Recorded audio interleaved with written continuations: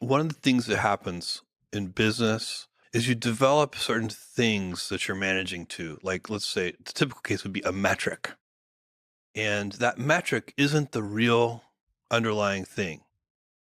And so, maybe the metric is efficiency metric around customer contacts per unit sold or something. Like if you sell a million units, how many customer contacts do you get? Or how many returns do you get? And so on and so on. And so what happens is a little bit of a kind of inertia sets in where somebody a long time ago invented that metric.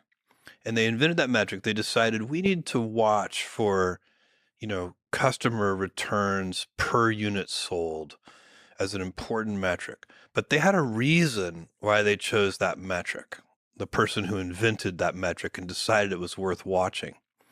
And then fast forward 5 years, that metric is the proxy. The The proxy real for thing, truth, I the guess. proxy for truth, the proxy for customer, let's say in this case, it's a proxy for customer happiness.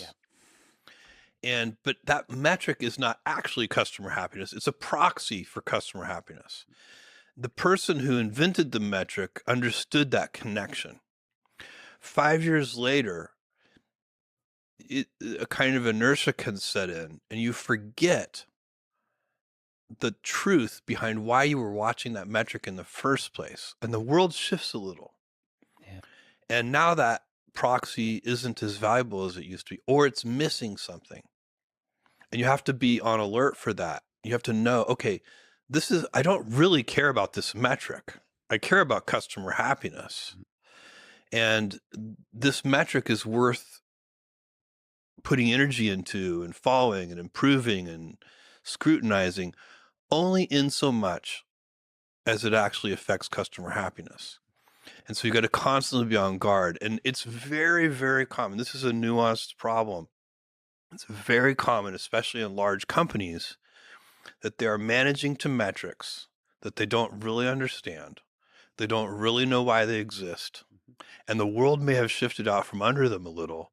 And the metrics are no longer as relevant as they were when somebody 10 years earlier invented the metric.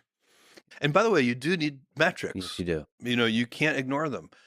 You want them, but you just have to be constantly on guard. This is, a way to slip into day two thinking would be to manage your business to metrics that you don't really understand.